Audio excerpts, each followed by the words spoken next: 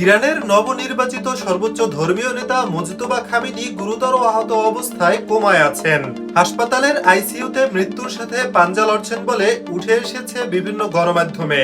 তাহলে কি Ayatollah Ali খামেনির পর ইরানের নতুন সর্বোচ্চ ধর্মীয় নেতা মুজতবা খামেনিও বিদায় নিচ্ছেন আমেরিকা ইসরায়েলের হামলায়? বিস্তারিত থাকছে প্রতিবেদনে।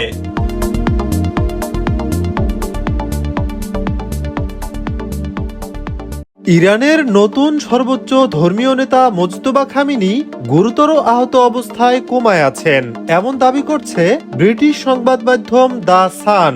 আজ বৃহস্পতিবার প্রকাশিত এক প্রতিবেদনে বলা হয়েছে, তিনি অন্তত একটি পা হারিয়েছেন এবং তার পেট বা লিভারও বেশ ক্ষতিগ্রস্ত হয়েছে। তবে তিনি ঠিক কবে আহত হয়েছেন তা স্পষ্ট নয়। তার বাবা ৮৬ বছর বয়সী আয়াতুল্লাহ আলী খামেনি যেদিন শহীদ হন, অর্থাৎ ২৮ ফেব্রুয়ারি, সেদিনই তিনি আহত হয়েছিলেন কিনা তা জানা যায়নি বলেও প্রতিবেদনে উল্লেখ করা হয়। গত ২৮ ফেব্রুয়ারি ইরানে যৌথ সামরিক আগ্রাসন শুরু করে ইসরায়েল ও যুক্তরাষ্ট্র। ওই দিন এক হামলায় আলী খামেনি নিহত হন। প্রায় ৯ দিন পর গত ৮ মার্চ ছেলে মুজতবা খামেনি নতুন সর্বোচ্চ নেতা হিসেবে নির্বাচিত হন। একটি গোপন সূত্রের বরাত দিয়ে প্রতিবেদনে দাবি করা হয়েছে, ৫৬ বছর বয়সী মুজতবা খামেনিকে বর্তমানে তেহরানের ঐতিহাসিক এলাকায় অবস্থিত সিনা ইউনিভার্সিটি হাসপাতালের একটি সিল করা অংশে আইসিইউতে রাখা হয়েছে।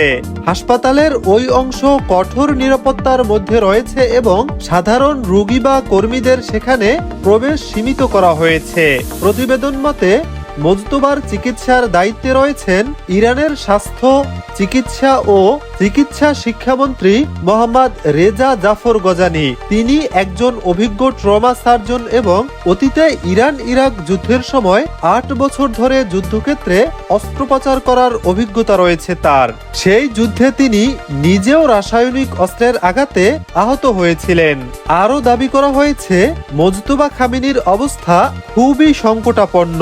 চিকিৎসায় তাকে সহায়তা করছেন দেশটির শহীদ বেহেশতি ইউনিভার্সিটি অব মেডিকেল সায়েন্সের জ্যেষ্ঠ সার্জন ডাক্তার মোহাম্মদ মারাশি। এদিকে ইরানের রাষ্ট্রীয় টেলিভিশন এখন মুজতবা খামেনিকে রমজানের যোদ্ধা বা যুদ্ধে আহত প্রবীণ হিসেবে উল্লেখ করেছে। এতে তার আহত হওয়ার বিষয়টি পরোক্ষভাবে স্বীকার করা হয়েছে বলেও মনে করা হয়েছে। যদি ইরানের নতুন সর্বোচ্চ ধর্মীয় নেতাও আগের ধর্মীয় নেতা আয়াতুল্লাহ আলী খামেনির মতোই নিহত হন অথবা তিনি গুরুতর আহত অবস্থায় চিকিৎসাধীন থাকেন, তাহলে সেটি ইরানের জন্য একটি বড় ধাক্কা হিসেবেই উল্লেখ করেছেন রাষ্ট্রবিজ্ঞানীরা। এ সম্পর্কে আপনাদের মতামত অবশ্যই কমেন্টে লিখে পাঠাবেন। ভিডিও ভালো লাগলে আমাদের পেজটি ফলো করতে পারেন এবং চ্যানেলটি সাবস্ক্রাইব করে সাথেই থাকতে পারেন।